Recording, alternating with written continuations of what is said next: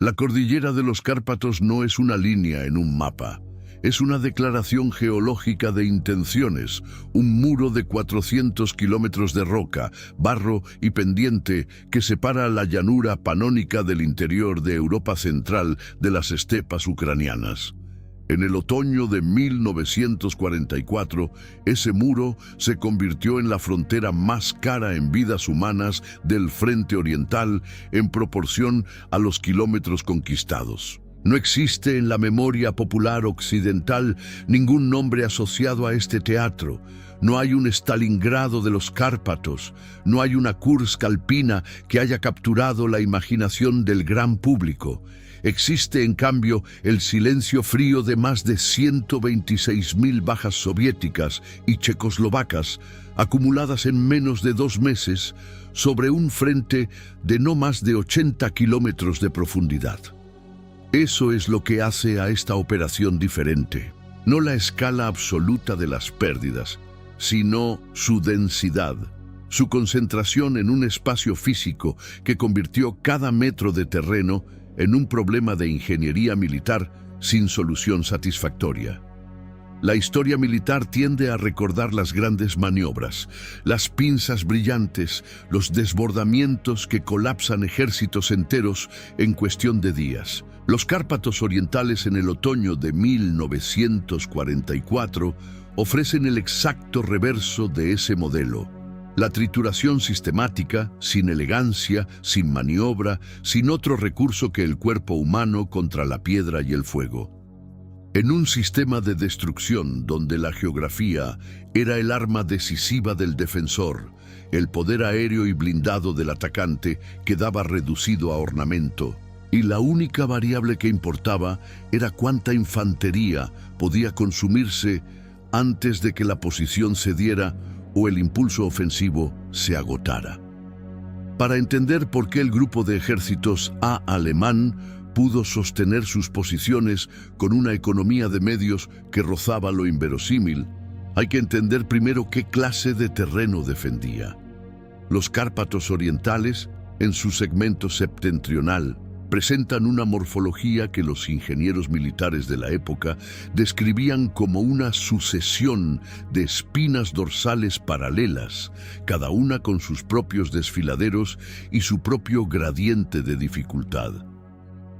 Los pasos de montaña que conectan el norte con el sur no son amplias mesetas transitables. Son gargantas de apenas centenares de metros de anchura utilizable, flanqueadas por laderas que superan con facilidad los 35 grados de inclinación. En esas condiciones, el principio fundamental de la guerra de maniobra queda prácticamente anulado. No se puede flanquear lo que no tiene flanco operativo en un espacio de 2 kilómetros de anchura. No se puede envolver una posición cuando el único eje de avance disponible es el fondo del valle, perfectamente registrado por la artillería defensora desde hace semanas. La geometría del terreno hacía que cada división soviética que entraba en esos pasos se convirtiera, por imperativo topográfico, en una columna de marcha en lugar de en un elemento de maniobra. Y una columna de marcha en un desfiladero conocido por el defensor es, en esencia, un objetivo predecible. El mando alemán denominaba informalmente este sistema defensivo el Castillo de los Cárpatos, y la metáfora era técnicamente precisa. Las divisiones del grupo de ejércitos A habían utilizado los meses previos a la ofensiva soviética para preparar posiciones en profundidad que aprovechaban cada irregularidad del terreno con una disciplina arquitectónica notable. Los nidos de ametralladoras no se construían en las crestas, donde resultaban vulnerables al fuego directo. Se excavaban en las laderas, a media altura, orientados hacia los flancos del eje de avance, de modo que sus sectores de fuego se cruzaban en el fondo del valle. Un batallón de infantería que avanzara por ese fondo no enfrentaba fuego frontal que pudiera suprimirse con artillería de apoyo. Enfrentaba fuego cruzado procedente de posiciones que, para ser batidas, requerían escalar esas laderas bajo fuego en barro de otoño con el equipo completo de combate.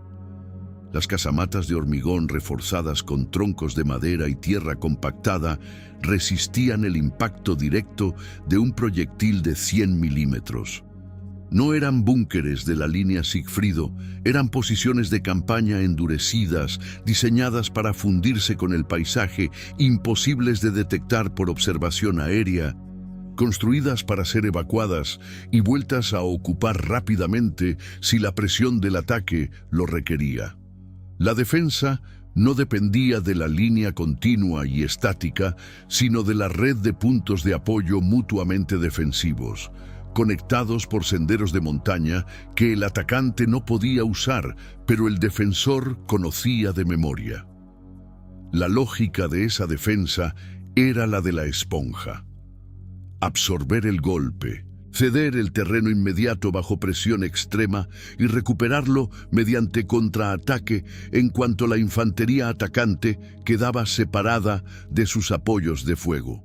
Y en los Cárpatos orientales, esa separación ocurría con una velocidad y una frecuencia que los informes de operaciones del 38º Ejército documentan con una monotonía que es en sí misma elocuente. La aviación soviética, que en el verano de 1944 había demostrado su superioridad táctica en las grandes batallas de la llanura, quedaba aquí reducida a un instrumento de utilidad marginal. El dosel arbóreo de los bosques de coníferas de los Cárpatos absorbía la visión aérea con una eficacia que ninguna red de camuflaje fabricada por el hombre podría igualar. Las misiones de apoyo cercano a la infantería tropezaban con el problema de la proximidad extrema entre atacantes y defensores, medida a veces en decenas de metros, haciendo que el margen de error de un ataque en picado resultara estadísticamente intolerable para las propias tropas. Los pilotos de las series Ilyushin Il-2, que operaban en apoyo del 38º Ejército Soviético y del primer cuerpo de ejército checoslovaco, sabían que en este teatro su contribución táctica era de interdicción logística, no de supresión directa de posiciones defensivas. Los blindados tampoco podían resolver el problema. El T-34 pesaba 32 toneladas y tenía casi 3 metros de anchura. Los senderos de los Cárpatos orientales, cuando existían como tales, bordeaban precipicios y cruzaban arroyos sobre puentes de madera construidos para tracción animal. Un batallón de tanques en columna de a uno por un sendero de montaña no es una fuerza de penetración. Es un objetivo para las piezas anticarro PAC-40 de 75 milímetros. Emplazadas en las curvas del camino con un mínimo de personal y un máximo de efectividad destructiva. Fue en este contexto físico, esta trampa de piedra y barro, que el otoño centroeuropeo convertía cada día en más impracticable, donde la Stavka soviética se vio obligada a lanzar una ofensiva de rescate en septiembre de 1944. El detonante no fue un cálculo operativo frío, fue un compromiso político contraído bajo la presión de los hechos. La insurrección nacional eslovaca del 29 de agosto de 1944 fue uno de los levantamientos armados más significativos contra la ocupación del eje en Europa Central durante toda la guerra, y también uno de los más trágicamente aislados. El régimen colaboracionista de Józef Tiso, establecido en Bratislava desde la disolución de Checoslovaquia en 1939, había gobernado el protectorado eslovaco con la combinación característica de nacionalismo de fachada y subordinación práctica al aparato del Reich. Para el verano de 1944, la certeza creciente de la derrota alemana combinada con el resentimiento por las deportaciones de la población judía eslovaca y la presencia de unidades de las SS en territorio eslovaco, había generado una red clandestina de resistencia que incluía a oficiales del ejército regular eslovaco, partisanos comunistas entrenados en la Unión Soviética y civiles organizados con el apoyo logístico de Londres y Moscú. El levantamiento se inició en Banská Bystrica y se extendió rápidamente por el centro de Eslovaquia, controlando inicialmente un área de aproximadamente 17.000 kilómetros cuadrados con una población de 1,5 millones de personas. Las fuerzas insurrectas alcanzaron en sus momentos de mayor organización los 60.000 combatientes, con artillería ligera y armamento capturado a unidades alemanas y rumanas. La ventaja política de primer orden era la expectativa explícita, coordinada con el gobierno de Edvard Beneš en el exilio, de que el Ejército Rojo podría forzar los pasos carpáticos en días o semanas. Berlín reaccionó con una velocidad que los organizadores del levantamiento no habían anticipado suficientemente.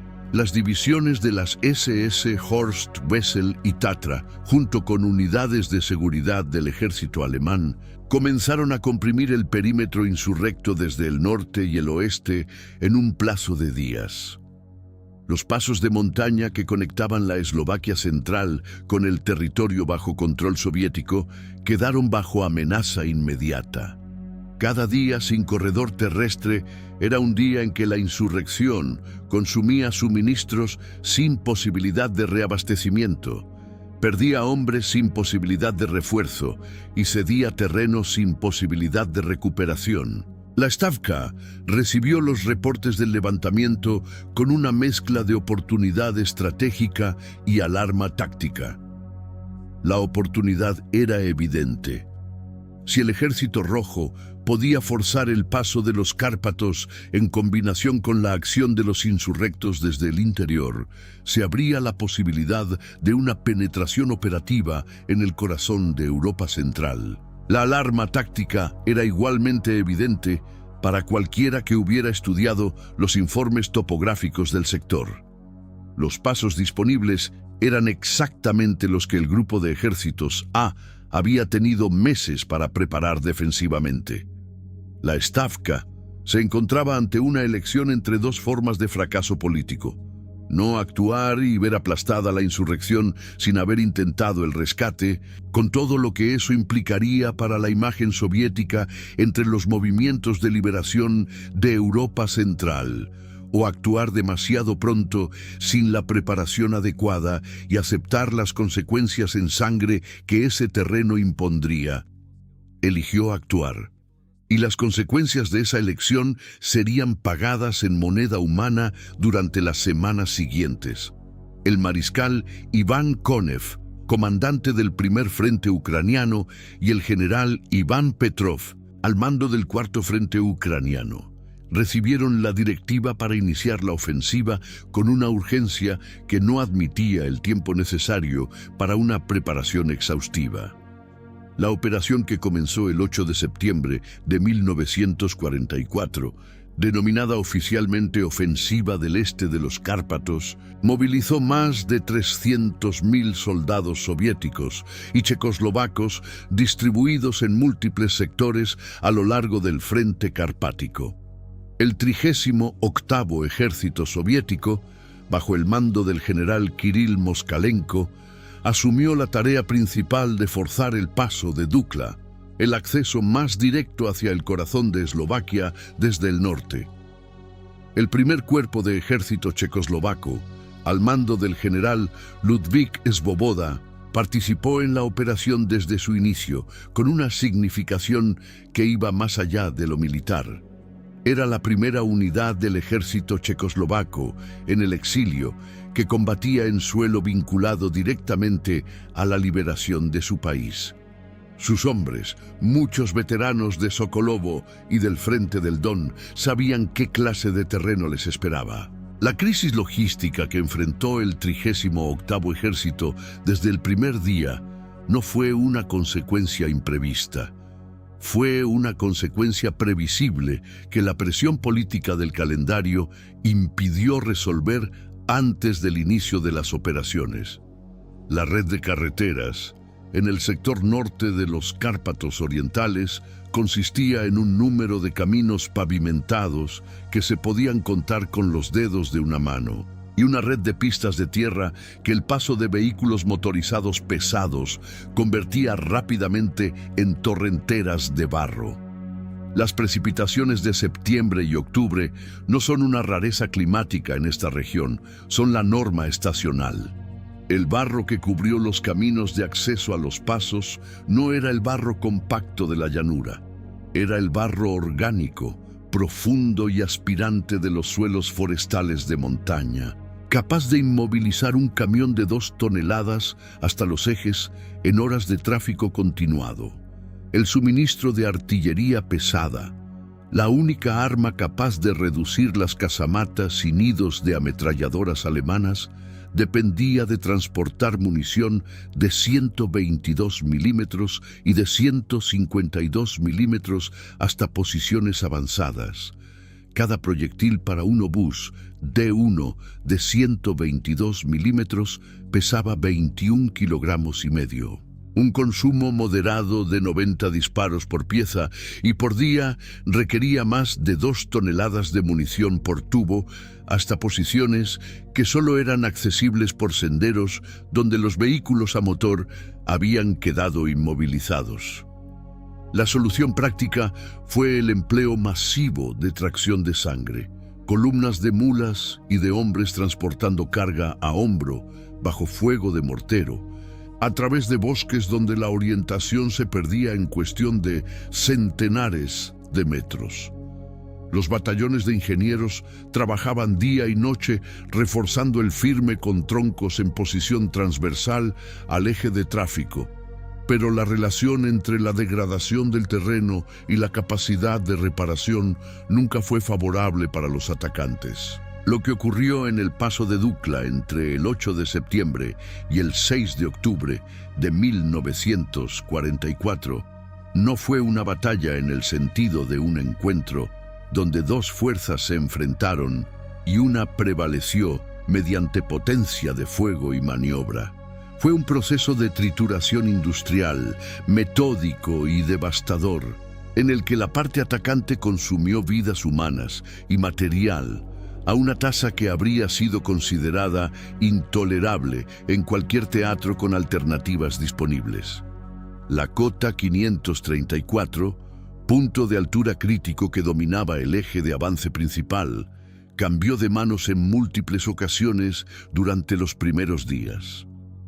El patrón era siempre el mismo: un bombardeo de artillería de entre 30 minutos y 2 horas. Un asalto de infantería bajo fuego de ametralladora MG-42 a cadencias de 1.200 rondas por minuto, el establecimiento provisional de un punto de apoyo en la ladera y el contraataque alemán pocas horas después, ejecutado con la precisión metódica de unidades que conocían exactamente el terreno que recuperaban.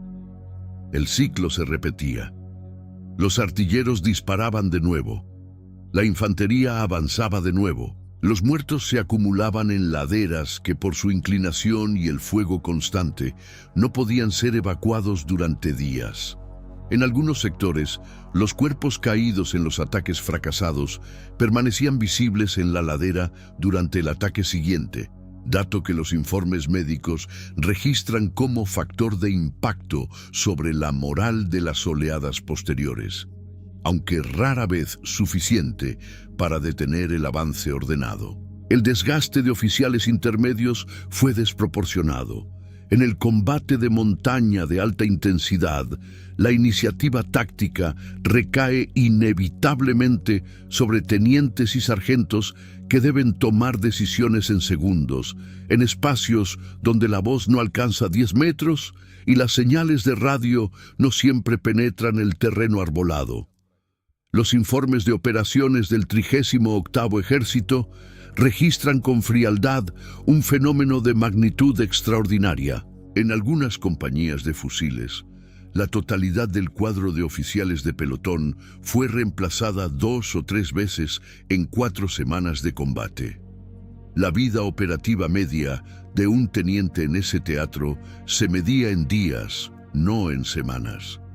La consecuencia práctica era la degradación progresiva de la calidad táctica de los ataques. Los suboficiales que ascendían para cubrir las bajas de los oficiales caídos no tenían el mismo nivel de preparación en coordinación de armas combinadas, y los errores de coordinación entre infantería de asalto y apoyos de fuego multiplicaban, a su vez, las bajas. Las bajas por enfermedad y agotamiento añadían una dimensión adicional: temperaturas nocturnas por debajo de 0 grados Celsius, ya en octubre, humedad constante, imposibilidad práctica de encender fuegos en posiciones avanzadas. El equipo de invierno llegaba con retraso, víctima de la misma crisis de transporte que afectaba al suministro de munición. Cada herido grave que requería evacuación generaba la necesidad de 4 a 6 portadores para trasladarlo hasta el punto donde un vehículo podía alcanzarlo. Portadores que no estaban en las posiciones de fuego, sino gastando su energía en un terreno que habría sido agotador sin carga alguna. El 6 de octubre de 1944, unidades del primer cuerpo de ejército checoslovaco cruzaron la línea de la cresta en el paso de Dukla y pusieron el pie en suelo eslovaco. Era el resultado de 28 días de combate que habían costado al primer cuerpo más de 6.500 bajas entre muertos y heridos, sobre una fuerza inicial que no superaba los 16.000 combatientes. Aproximadamente el 40% de su fuerza inicial para avanzar menos de 20 kilómetros en línea recta.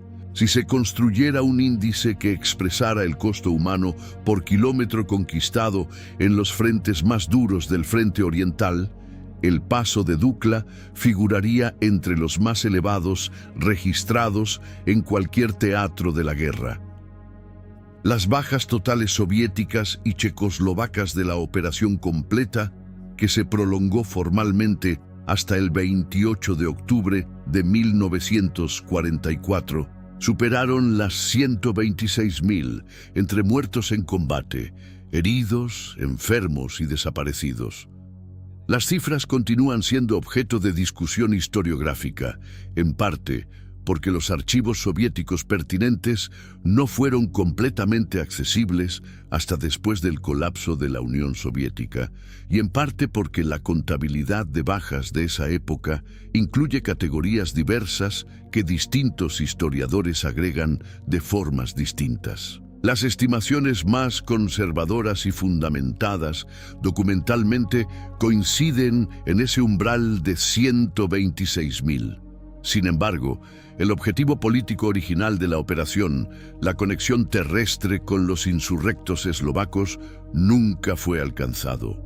La insurrección nacional eslovaca, ahogada por la presión alemana sin posibilidad de recibir el refuerzo que solo un corredor terrestre habría podido proporcionar, fue aplastada militarmente en los primeros días de noviembre de 1944.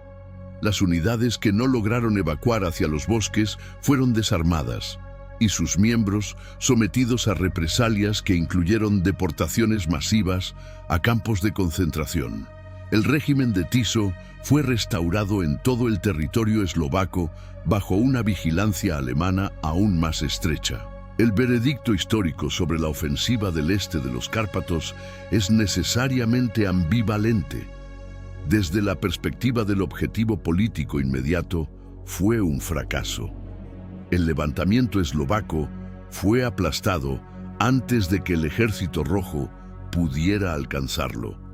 Desde la perspectiva estratégica de largo plazo, la valoración es más compleja. La ofensiva estableció una cabeza de puente en territorio eslovaco que proporcionó el punto de partida para las operaciones de liberación de Checoslovaquia en la primavera de 1945. La operación ofensiva de los Cárpatos Occidentales, que comenzó en enero de 1945, se apoyó directamente en las posiciones conquistadas a tan alto precio en el otoño anterior. La liberación de Praga en mayo de 1945 habría sido difícilmente posible en los plazos en que se produjo sin esa cabeza de puente.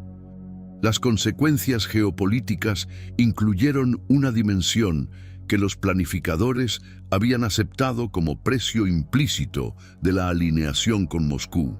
La Transcarpatia, región más oriental de Checoslovaquia, fue incorporada formalmente a la República Socialista Soviética de Ucrania en junio de 1945 mediante un tratado que el gobierno de Beneš firmó bajo una presión que no dejaba alternativa práctica. Un territorio que había sido parte de Checoslovaquia desde 1918 fue transferido a la Unión Soviética como consecuencia directa de la nueva geografía del poder en Europa Central. El Paso de Dukla, hoy en la frontera entre la República Eslovaca y la República de Polonia, es un lugar de peregrinaje conmemorativo que los historiadores militares conocen, pero el público general de Europa Occidental ignora casi completamente. El monumento inaugurado en 1969 representa soldados soviéticos y checoslovacos en el momento del cruce de la cresta. Es un monumento a la victoria, en el sentido de que el paso fue finalmente cruzado, pero es también, para quien conoce el contexto, un monumento a lo que cuesta una victoria cuando la geografía está del lado del defensor y el calendario está del lado del atacante. El Valle de la Muerte, denominación que los propios combatientes checoslovacos y soviéticos asignaron al segmento de terreno entre los primeros contrafuertes y la cresta del paso, conserva ese nombre en la cartografía eslovaca actual, no como retórica, como descripción técnica de lo que ocurrió en ese espacio entre el 8 de septiembre y el 28 de octubre de 1944. 126.000 bajas que no figuran en ningún monumento colectivo de la memoria occidental. 126.000 razones para tratar la guerra como lo que siempre es en su dimensión esencial. Un sistema de destrucción de recursos humanos y materiales que solo puede detenerse cuando uno de los lados no tiene más recursos que destruir, o cuando la geografía que lo hacía imparable finalmente se acaba. En los Cárpatos Orientales, en el otoño de 1944, la geografía no se acabó. Fueron los hombres los que cruzaron al otro lado de ella, dejando atrás en las laderas y en los fondos de los valles una parte de sí mismos que ninguna victoria posterior podría restituir.